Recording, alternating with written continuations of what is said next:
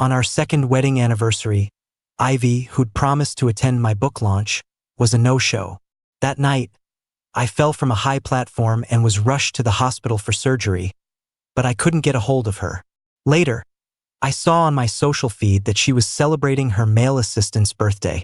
When she finally found out I was hurt, she rushed to the hospital, her eyes red. "Why didn't you tell me?" I looked at her and feigned amnesia.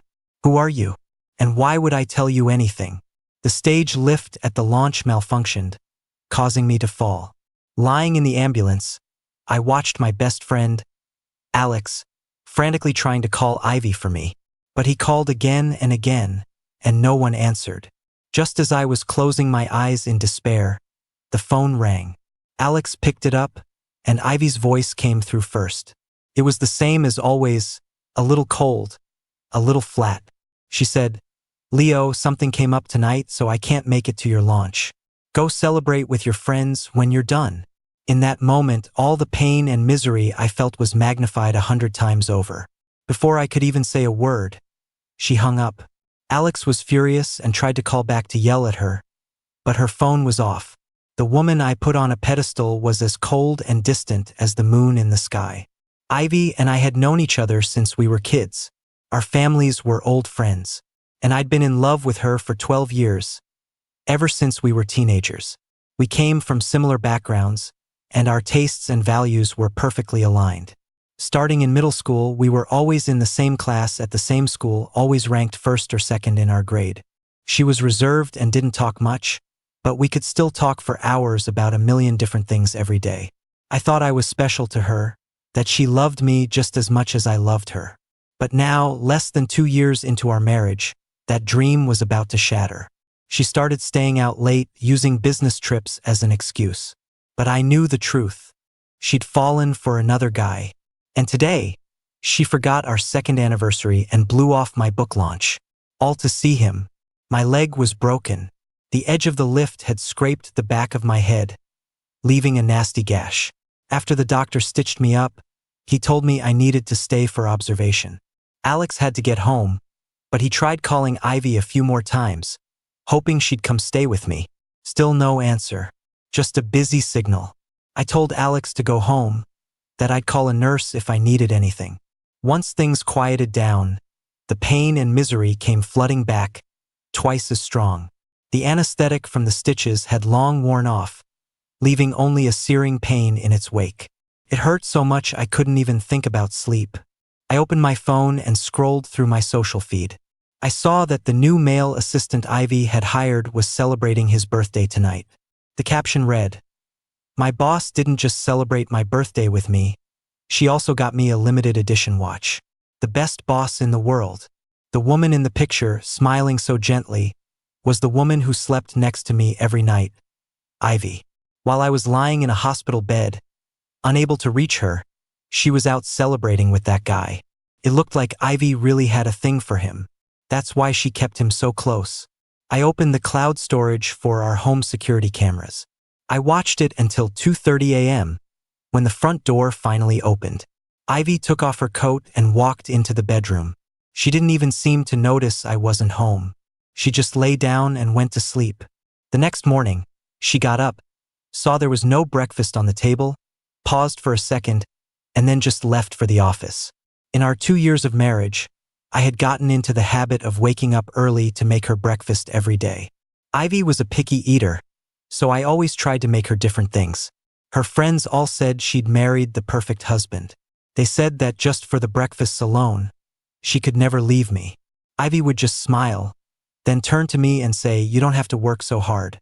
We can just hire a cook." It's not the same. This is breakfast made with love. But now I think she just loved the breakfast. It didn't matter if it was me who made it. There are thousands of breakfast spots out there.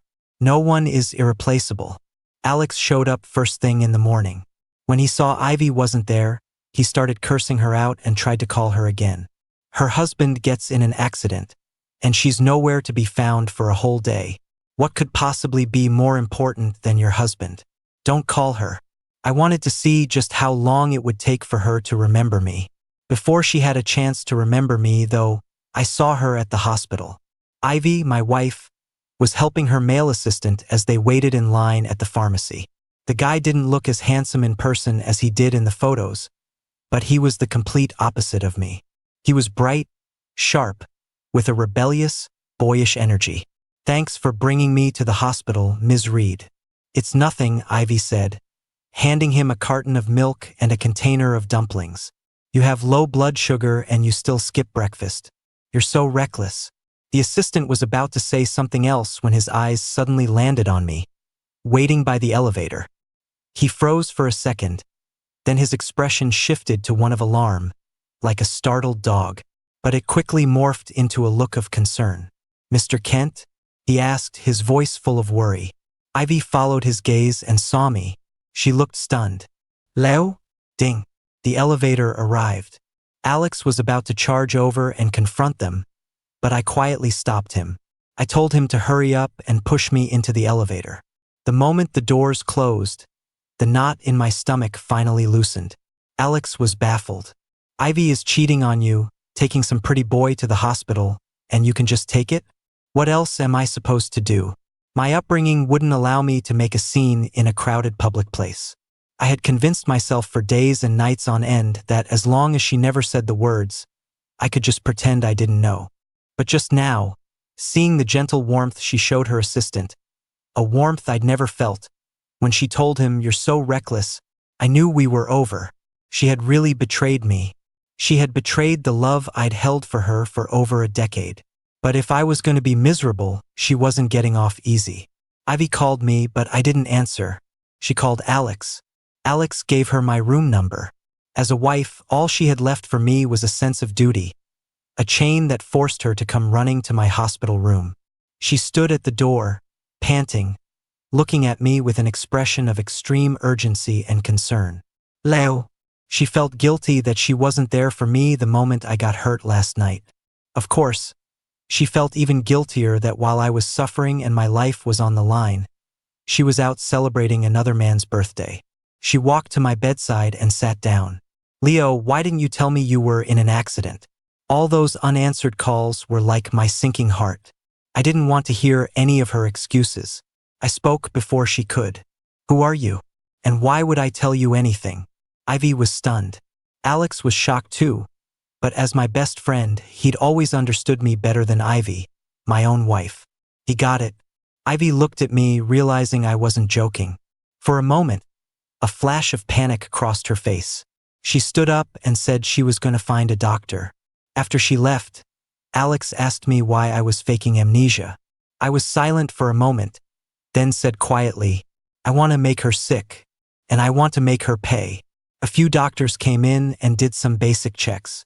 All my vitals were fine, except for the fact that I didn't remember Ivy. Before the doctor left the room, he patted her on the shoulder. "Ms. Reed, you really should take better care of your husband." I saw her expression darken. She looked furious.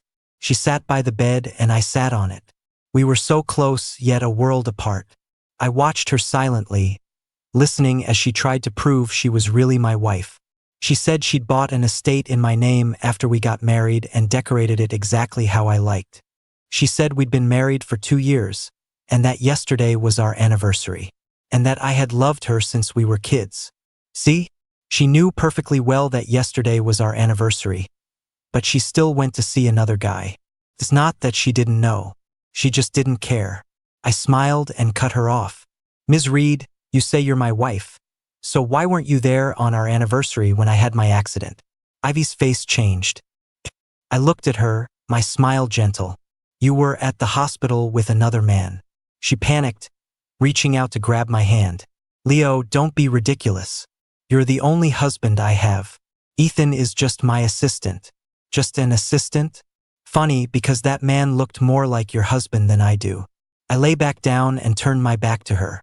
I heard a sigh from behind me. "Leo," Ivy said, "I'll keep my distance from him from now on." I didn't answer. She knew damn well the best way to keep her distance was to fire him. But she didn't. A good partner should have boundaries with everyone of the opposite sex. If you can't even do that, why pretend to be so deeply in love with me? After I was discharged, Ivy took me home. She started leaving for work late and coming home early. She would wake up every morning to make me breakfast, and we'd eat together. I've known her for over a decade and lived with her for 2 years, and I never knew she could cook. I used to wake up early and make her all sorts of things for breakfast because I loved her, and it made me happy. I wonder if she's making me breakfast now because she suddenly loves me, or because she feels guilty. Women are like that. They know how to do a lot of things, but they pretend they don't, banking on your love for them while they watch you struggle. They measure the depth of your love by how much you do for them. This constant scorekeeping in love is exhausting. After breakfast, I took the dishes to the kitchen. I figured Ivy had already left for work like she usually did. But when I came out, I found her waiting for me in the living room. "Leo," she said softly, "you forgot something very important." I wasn't really suffering from amnesia, but I racked my brain and couldn't figure out what she was talking about. She sighed, walked over to me, and looked up at my face. She leaned in helplessly and kissed my forehead. "Leo, you haven't given me my good morning kiss yet." I froze for a second, then took a step back. She looked a bit frustrated. "You really need to get your memory back soon." A smile played on her lips. "I'm off to work, Leo." I looked at her and said nothing. She thought I really didn't remember, so she lied to me. There was no good morning kiss. There never was. Shortly after we got married, I suggested it, but she refused, saying that true love shouldn't get bogged down in trivial details. This sudden change of heart, I guess she was trying to do some damage control. Probably just a guilty conscience. She came home early to make dinner. I was sitting in the living room watching TV when she turned around and said, "Leo, there's a Chamber of Commerce gala on Sunday. If you're feeling up to it, would you like to go with me?" I paused while changing the channel and looked at her. "Is it mandatory to bring a date?" She shook her head. "Not really." I changed the channel again and looked at her. "Can you go by yourself?" She got the message. I didn't want to go. "Then I'll just go by myself and come right back," she said with a nod. "I'll be back early to be with you." She emphasized that she would go alone. But earlier today, when Alex and I were out, I clearly saw her male assistant trying on suits at a designer store. The kid saw Alex and me and deliberately announced, loud enough for us to hear, that he was escorting his boss to the gala and had to look his best. An employee like him would never splurge on a fancy outfit like that unless he was told to. Ivy had already told him to be her date for the gala. He was judging my importance based on how Ivy treated me. I guess he didn't see me as much of a threat. That's why he was so bold in front of me. Ivy asking if I wanted to go was probably her way of covering her bases. That way, even if I found out later that she went with her assistant, she could claim the moral high ground and say that since I didn't want to go, she had no choice but to ask him. Suddenly, the TV show seemed completely boring. I got up and went to my room. I ended up going to the gala anyway. It was Alex's first time representing his family's company, and he insisted on bringing me along. To be honest, I also wanted to see if Ivy really showed up with that guy. The reception was filled with a lot of big names from the business world. People were mingling, and a few who recognized me came over to say hello. Alex was scanning the room for Ivy, but there was no need to look. I knew where she was the moment I walked in. She was wearing a perfectly tailored black gown, her presence so commanding that she stood out in the crowd. But the young man in a white tuxedo by her side was a jarring sight. It was that assistant, Ethan. Alex lost it before I did, pulling me over toward them. I hadn't wanted to make things awkward for either of us, but at that moment, I couldn't afford to lose face. Alex and I walked right up to them. Alex called out, "Well, Ms. Reed, you're a lucky woman, having such a handsome assistant as your date to the gala." Ivy turned her head, and when she saw me, her face instantly fell. She looked horrified. She pulled her arm away from where Ethan had it tucked and started to reach for me. I didn't flinch. I just looked at her calmly and said with a small laugh, "Alex has a bit of stage fright. He needed me to come with him." Pretending not to care, I gently brushed her hand away. "Your assistant doesn't look too happy. Shouldn't you check on him?" The onlookers who were watching the drama unfold exchanged nervous glances. Ivy looked mortified. The assistant looked even worse. I ignored them both, took Alex's arm, and walked out of the ballroom. The second we were away from the crowd, I couldn't keep my composure anymore.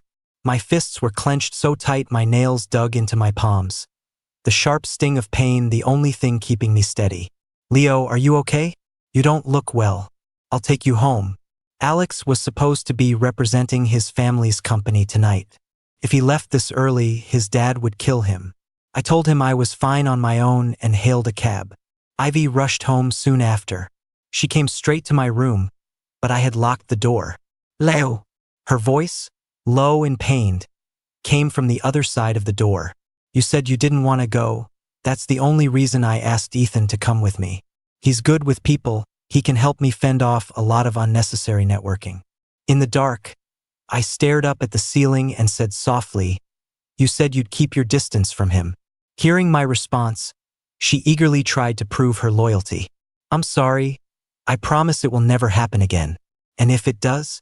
She paused for a moment, then said firmly, Then you can do whatever you want with me. I said, Okay. The assistant asked to meet me. I showed up on time, but he was more than 10 minutes late. When he finally arrived, he said smugly, Sorry. Ms. Reed needed me for something urgent. I had to take care of it. He had a youthful face, impeccably groomed, and an attitude as sharp as a porcupine's quill. He was a handsome kid, but he definitely wasn't smart. At the very least, he shouldn't have come strutting in front of me like this. I took a sip of my sweetened coffee. The cloying taste made me look up at him.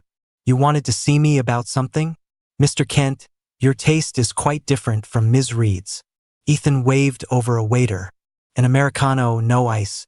He turned back to me, a provocative smile on his face. Ms. Reed and I have very similar tastes. We both love Americanos.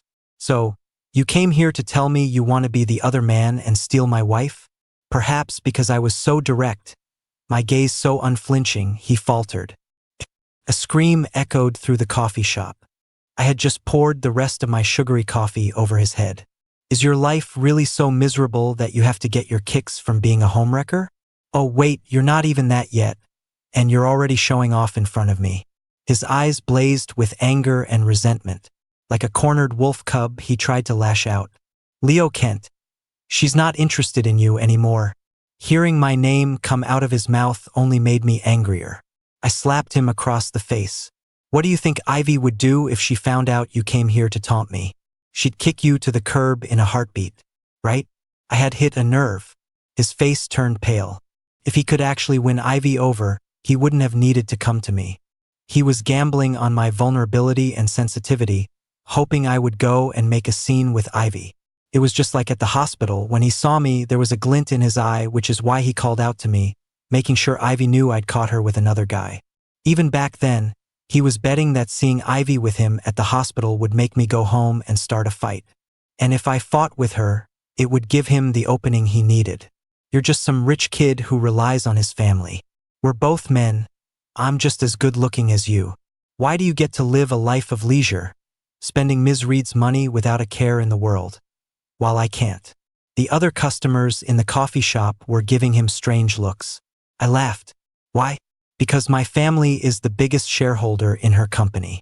Because I secured the funding for her company one drink at a time, begging for it at countless dinners. Because when she was at her lowest, I was the one who pulled her up. I stood up and looked down at him. Because I was born at the finish line. I represent a class that an opportunist like you will never be able to reach in your entire life. I was by Ivy's side as she grew up, from our school days to the cutthroat business world. I was always the one fighting our way through every challenge with her. Even when her family's company was on the verge of collapse, I was the one begging my dad, my brother, and my uncles to invest, to give her the foundation she has today. Without me, she might have succeeded eventually, but it wouldn't have been this smooth or this fast. As I was about to leave, Ethan called out to me. He didn't think he had lost. At the very least, he believed he could still cling to Ivy, his ticket to a higher social class. Leo Kent, want to make a bet? You're not that important to Ivy. I wasn't angry. I just looked at him calmly. Sure. Lately, Ivy had been treating me really well. She made time every day to go for walks with me or visit bookstores. She even went out of her way to cook me delicious things. At night, when I tried to go to my own room, she would sneak in and refuse to leave. I would lie with my back to her, and she would wrap her arms around my waist from behind. She'd whisper, "Leo, I feel like you've been a little cold to me. Is it because you still don't remember?" I mumbled a quiet mm. The room fell silent again. She's so clueless. If I had forgotten everything, forgotten that you were with your assistant while I was falling from that stage, maybe I would still be completely devoted to you just like before. I might have even believed you when you said he was just an assistant. But because I never lost my memory, because I remember everything, I don't know how to act around you anymore. Leo, you're so important to me. If I'm so important, then why do you keep testing my limits? Keep hurting me? And why do you still keep that assistant around?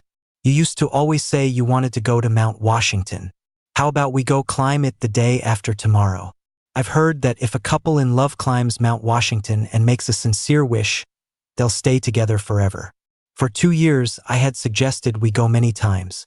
But Ivy was always too busy with work and could never find the time, so eventually, I lost interest. Now that she was bringing it up again, I wasn't excited, but I didn't want to be a downer. So I agreed. For the 2 days leading up to our trip, Ivy barely went to the office, staying home to be with me. She was busy booking flights, planning our itinerary, and making a list of all the skincare products and clothes I'd need, packing everything for me. I didn't have to lift a finger, she handled it all perfectly. The weather on the day of our departure was perfect. Ivy was like a little girl going on her first trip, excitedly waking me up.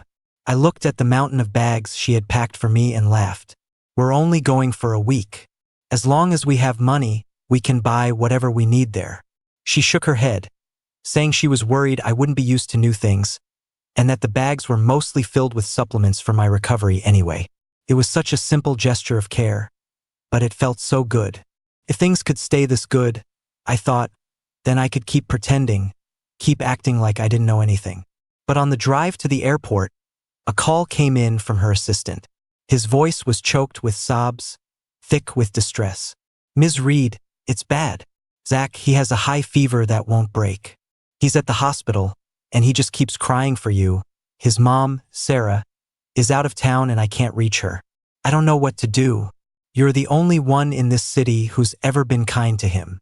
Ivy's expression changed instantly. Her voice hardened. "I'll have Mr. Chun go over. You wait there. You're the only person I can trust." Ivy's hands tightened on the steering wheel, her face grim. She glanced at me, hesitating. Finally, she spoke. "Leo, Ethan has an emergency. His son is sick. I have to go take care of it first. Can we change our tickets to a later flight tonight?" I looked at her and said, "You told me you would keep your distance from him. As for his problem, there are hundreds of people at the company. You could send any one of them to help. If all else fails, he can call the police." Ivy bit her lip, saying nothing. Her expression reverted to the cold, familiar mask I knew so well. We drove on for a little longer, but her mind was clearly elsewhere. She started speeding, driving recklessly, as if my life meant nothing to her. Her face was a storm cloud, like I was the one who had done something wrong. But all I did was not want my wife to go to another man. I sighed. "Just go." The moment the words left my mouth, she slammed on the brakes. I didn't hesitate. I got out of the car and pulled my luggage from the trunk. She looked at me, her face full of guilt. "Leo, just call a car to the airport and wait for me. I'll be back soon." I said, "Okay. Drive safe." Stranded on the side of a highway on the outskirts of the city, with cars speeding past and a bitter wind blowing, my eyes started to sting. They say that people who are destined to be together, connected by the red string of fate, will be blessed with a lifetime of happiness if they pray at Mount Washington. Conversely, if they're not meant to be, they'll soon be pulled apart. I didn't even make it there, and I already knew we weren't meant to be. Ivy had just severed the last chance I was willing to give her. I called Alex to come pick me up. When he heard I'd been dumped on the side of the road, he was furious and wanted to go chew Ivy out again. I didn't stop him this time. When I got home, I packed up all my things. I cut my own image out of our wedding photos, threw it in the trash, and cleared out every trace of myself before leaving. My phone buzzed with a text from the assistant. It was smug. "Mr. Kent, I win. He thought that because Ivy went to him, he would win her love, her money, and her status. But he still wasn't very smart. I had already told him that everything she had was built with my help. What I can give, I can also take away. I texted back, Mr. Chun, relying on a woman will only bring you misfortune. Business is war. My family has been wealthy for 4 generations. We are not sheep. It doesn't matter if Ivy loves me or not anymore. I'm completely done with her. Since the love is gone, I'm taking back everything I gave her. I'm not about to let some lowlife benefit from my loss. When I got home, I told my dad and the rest of my family that I wanted a divorce. They supported my decision. My brother handed over his position as second in command to me. He said, "We've got your back. Don't let yourself be wronged." The moment I became the new VP of the Kent Corporation, I issued a directive. Cut all ties with Ivy Reed's company. Ivy's company was doing well, but 2 years ago, her father had an affair, and her parents went through a nasty divorce. Her mother took half the company's shares, causing a mass exodus of shareholders and leaving the company a hollow shell. It was my family and my uncles who stepped in to help, all because I had married her. Over the past 2 years, with the support of my family's projects, her company rose from the ashes and regained its former glory. But compared to my family's corporation, it was like comparing an ant to an elephant. If our families were once evenly matched, the last 2 years changed everything. While Ivy's company was recovering and growing, my family's was soaring, expanding, transforming from a chicken into a hawk. And hawks eat chickens. The next day, my divorce papers and the notice of contract termination arrived at her office. Ivy started calling me frantically, but I was busy. I didn't have time to answer. Within a day, the news that the Kent Corporation had severed ties with Reed Industries was all over the business world. Business people are sharks. They swarm wherever there's blood in the water. As the heir to the Kent Empire, my investment in Reed Industries 2 years ago was a signal to everyone in New York City that the company was untouchable. Everyone else had jumped in to get a piece of the pie. Now that we were actively pulling out, even a fool could see what was coming. Reed Industries was in trouble. The smart ones bailed immediately, trying to avoid the fallout. Within a single day, Reed Industries was in chaos. Ivy called me countless times. Just like when I was injured and called her, all she got was a busy signal. When I got home that evening, I saw my parents hosting Ivy in the living room, though neither of them looked happy to see her. When she saw me, Ivy rushed over. "Leo, I was wrong the other day. I shouldn't have left you alone." Before she could finish, my dad picked up a teacup from the table and smashed it at her feet. Tea and porcelain shards scattered, splashing near her shoes. "You disgraceful woman. I entrusted my son to you, and this is how you treat him." The living room was dead silent. Ivy stood frozen, her face ashen. The scene was incredibly tense. My brother said, "Just sign the divorce papers." Ivy looked up at me, her eyes dark and unreadable. When I didn't react, she said in a hoarse voice, "Leo, I really do love you, and you love me too. You've just forgotten because of the amnesia. Can't we please not end up like this?" I looked up at her, a smirk playing on my lips. "Sorry, but I never had amnesia, and I remember that you never really loved me that much to begin with." Ivy's pupils contracted. Her face went pale, but her expression remained defiant. I hadn't wanted to make our separation so ugly, but she just couldn't get it through her head. She had hurt me enough, and now, in front of my family, she was putting on this innocent act, playing the emotional card she had always despised. "Adults have to take responsibility for their actions, Ms. Reed. Let's make this a clean break." Ivy's eyes welled up as she stared at me. Realizing there was no turning back, she looked at my dad. "Fine, we can get a divorce, but you can't go after my company." My dad readily agreed, assuring her the terms of the settlement wouldn't be punitive. But even if we didn't actively try to crush her, without our backing, no other company would give her a second look. Just because we weren't going after Reed Industries didn't mean we couldn't support other businesses.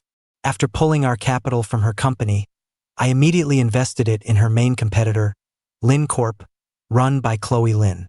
In any given industry, resources are finite. When one rises, another must fall. The Kent Corporation's support for LinCorp instantly brought them a flood of new opportunities. Ivy stormed into my brother's office but left with a grim look on her face. I could guess what she wanted, but my brother is an old fox. He probably just told her that not targeting her company didn't mean we couldn't invest elsewhere. Ivy was running around, begging for funding. Meanwhile, her assistant found Alex and me while we were having coffee. He looked at me like I was his mortal enemy. "Leo Kent, you bastard. Just because you're rich, you think you can destroy a woman when you can't have her love? And after Ms. Reed loved you so much, you don't deserve her." I laughed out loud.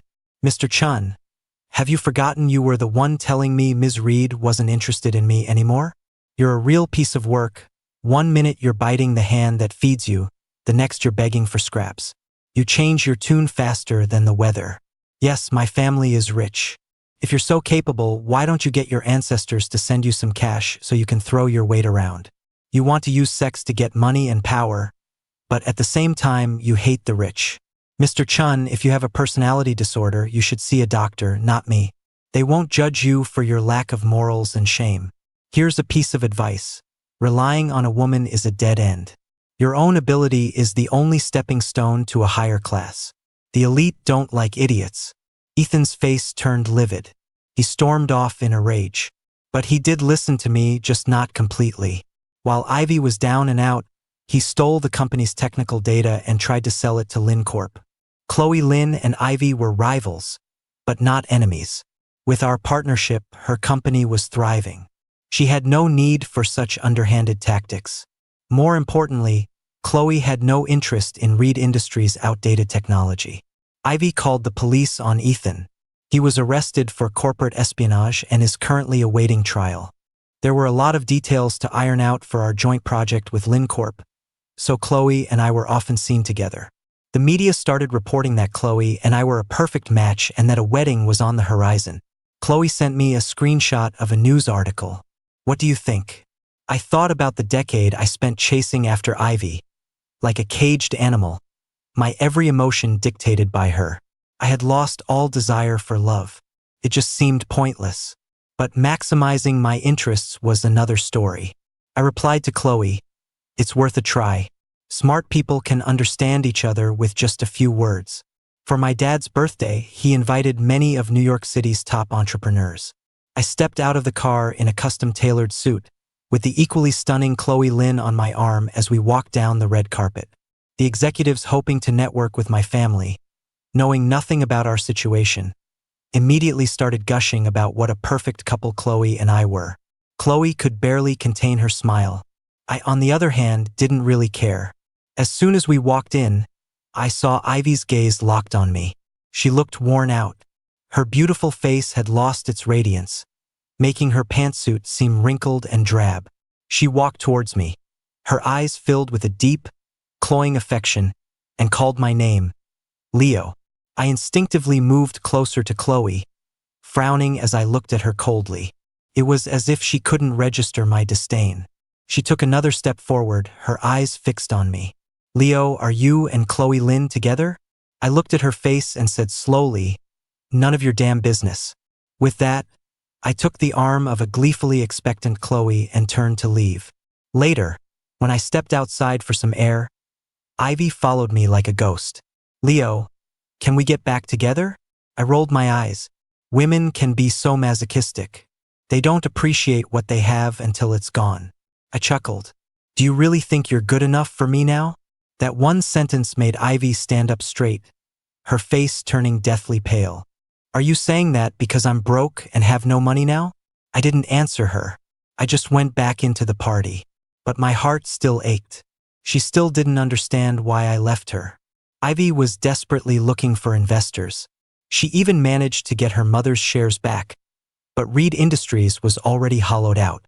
All the key employees had left. It was like a house with holes in every wall. No matter how much new furniture you put inside, it wouldn't look good for long. To make matters worse, Ivy's mother knew nothing about management but insisted on getting involved in every decision, stuffing the company with useless relatives. Ivy was hamstrung at every turn, constantly putting out one fire only for another to start. Even with her abilities, she couldn't turn the tide in a company plagued by both internal and external problems. Reed Industries' stock plummeted, circling the drain. I took the opportunity to buy up large quantities of shares at a low price, and in one final move I acquired the company. To the victor go the spoils. Ivy packed her things and left. But that was just me taking back the material things I had given her. The emotional debt hadn't been collected yet. Ivy was no fool.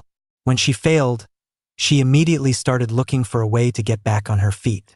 She reached out to a guy who used to have a crush on her, the lovesick son of a New York City tycoon. One wanted money, the other wanted a trophy wife. It was a perfect match. 2 months later, I heard they were getting engaged. Alex's family was invited to the engagement party. On the day of the party, Alex made a point to toast Ivy and handed her a journal. A gift from Leo. It was my diary, the one I had kept since I was 12 years old, filled with all my teenage angst and dreams. Ivy took the journal and started reading. It was filled with my observations of her, my love for her, my insecurities, and the depth of my feelings. February 11th, 2021. Ivy's family is in trouble. Dad said they might go bankrupt. I cried and begged him and my uncles to invest. Dad didn't want to at first, but I went on a hunger strike for 3 days and he finally gave in.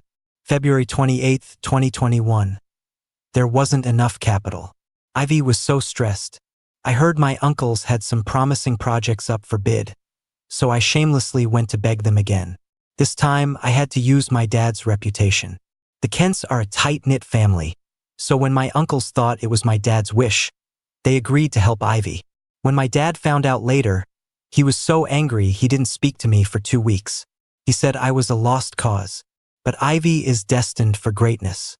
March 8th, 2023, our 2nd anniversary. I fell from the stage and bled a lot. Alex was terrified I was going to die and kept calling Ivy, crying. But she didn't answer. I thought she must be really busy, but she was out celebrating another guy's birthday. March 10th, 2023. Ivy knows that I know about the other guy. She probably feels guilty, so she's been nicer to me. I thought to myself, if she doesn't mess up again and can keep treating me this well, I can just pretend I don't know anything. March 25th, 2023. Ivy said she wanted to take me to Mount Washington. I was really looking forward to it. I heard that if a couple is meant to be, they'll be blessed and stay together forever. But she chose to leave me behind and go to him instead. Standing on the side of that road, my heart ached. In the past, when she was cold and distant, I could pretend not to notice. I was willing to give her another chance, but she abandoned me again, for him. I knew then that we were completely finished. I had tried to convince myself to give her a chance. I gave her that chance and she didn't take it. She had said that if she ever lied again, I could do whatever I wanted. I remembered those words. So from now on, you will pay the price for your actions. An adult has to have that kind of awareness. June 2nd, 2023. Ivy's company went bankrupt. Karma's a bitch. But I'm not that happy. Is it because I still have feelings for her? August 10th, 2023. I heard Ivy is getting engaged tomorrow. She kept saying she loved me. But 6 months later, she's about to start a new life with someone else. It's true what they say. A woman's words are all lies. But it still hurts. I thought that with time I would forget Ivy, that I would stop loving her, but I can't. If it were possible, if Ivy were willing to come back, I wonder, could we start over? As Ivy read my journal, her eyes grew red. She grabbed Alex's arm and asked him where I was. Her soon-to-be fiancé heard her and shrieked, "Ivy, what are you doing?" Ivy seemed not to hear him, her eyes fixed on Alex, demanding an answer. "What do you mean, asking where Leo Kent is at our engagement party? Are you trying to get back with him? Don't even think about it. Look at yourself now. I'm the only one who would still want you." The guy had a lot of fight in him. When he saw that Ivy was completely ignoring him, he slapped her twice across the face. The scene devolved into chaos. Alex told me later that after getting hit, Ivy just walked out of the engagement party. The guy's parents announced on the spot that they would never do any business with Ivy in the future. Just like that, the new path she had found was completely cut off. Gossip travels fast in the business world. It took Chloe and me 6 hours to hike to the summit of Mount Washington. She was scrolling through the latest gossip on her phone and showed it to me. Still have feelings for your ex? The article was a dramatic retelling of my and Ivy's love-hate relationship, claiming I was still waiting for her. I scoffed. Didn't you help me write that? Chloe scratched her head, remembering. Well, it looks like your ex-wife still has feelings for you. I laughed. I used to have feelings for her too, but she ditched me on the side of a highway. She can run, so why can't I? Chloe raised an eyebrow and dropped the subject. The journal was just bait. The choice was entirely in Ivy's hands, and she chose to dump that guy. To outsiders, it looked like Ivy had called off her engagement for me, that her feelings for me ran deep. But only I knew the truth. She just saw me as a better option than that other guy, someone who could help her get back to the top. Too bad for her. I was only giving her a choice. I never planned on giving her a happy ending. Like I said, I wanted to make her sick, and I wanted to make her pay. The wise avoid love, while fools drown in tears.